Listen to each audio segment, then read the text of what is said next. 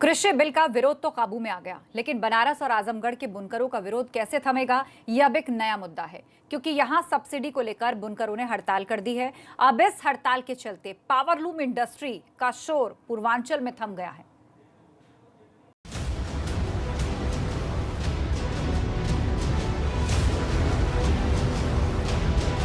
पहले कोरोना ने उद्योग धंधे चौपट कर दिए, लॉकडाउन के चलते काम पूरी तरह ठप पड़ गया। अब जब अनलॉक शुरू हुआ है तो तमाम दूसरे फैसलों ने वाराणसी के बुनकरों की समस्या बड़ी कर दी है, जिसके चलते अब उन्हें काम धंधा ठप करना पड़ रहा है। बुनकरों की बढ़ती चुनौती को लेकर वो लगातार आवाज उठाते रहे हैं। अब एक बार फिर उन्होंने मोर्चा खोला है। बुनकरों ने इसी कड़ी में अपना पावरलूम बंद कर अपना विरोध प्रदर्शन शुरू कर दिया है। इस बार उनका मोर्चा बिजली में मिलने वाली सब्सिडी का है।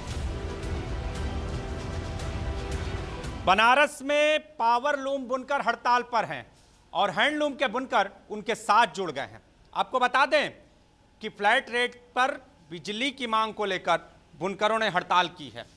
इनकी मांग है कि इनको फ्लैट रेट पर बिजली दी जाए, क्योंकि पहले कोरोना काल में इनकी कमर टूट चुकी थी, लेकिन अब बिजली दरों की महंगाई इनके लिए अभिशाप बन रही है। वाराणसी की अर्थव्यवस्था में बुनकरों का बड़ा योगदान है। इसके लिए पीएम मोदी भी तमाम तरह की कवायद करते रहे हैं। सिर्फ वाराणसी ही नहीं, पूर्वांचल में बुनकरों की बड़ी तादाद है। जहां तक बात वाराणसी की है, बनारसी साड़ी का पूरा उद्योग इन्हीं बुनकरों के बूते टिका है।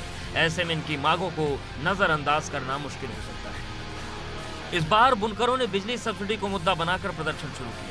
उनका साफ कहना है कि 2006 के आदेश के तहत उन्हें पावरलूम की बिजली के महज 72 रुपए चुकाने पड़ते थे, लेकिन अब जो नया रेट तय किया गया है उसके तहत ये अब 1,500 से 2,000 रुपए तक हो जाएगा। यही वजह है कि इसे लेकर वो हड़ताल पर चले गए हैं। और साड़ी का काम जो है तो ठप पड़ा हुआ है, काम हो नहीं पा रहा है।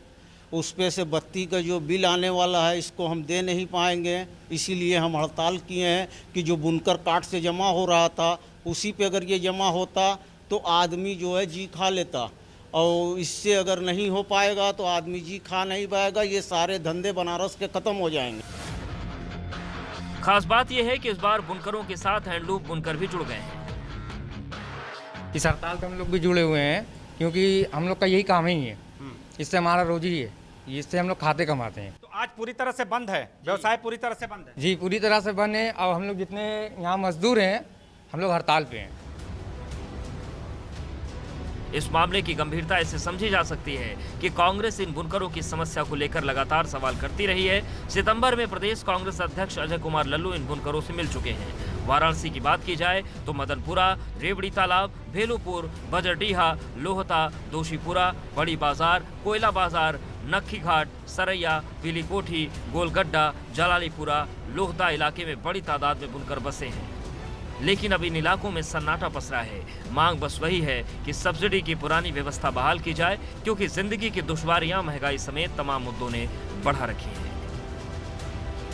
जो हैंडलूम कभी टिक टिक की आवाज करते थे, आज वो शांत हैं, और इन शांत हैंडलूम के जरिए बुनकर अपनी आवाज को बुलंद करने का प्रयास कर रहा है। कैमरामैन विशेष के साथ नीतीश कुमार पांडे, एबीपी गंगा, वाराणसी। कानून व्यवस्था को लेकर उठते सवालों का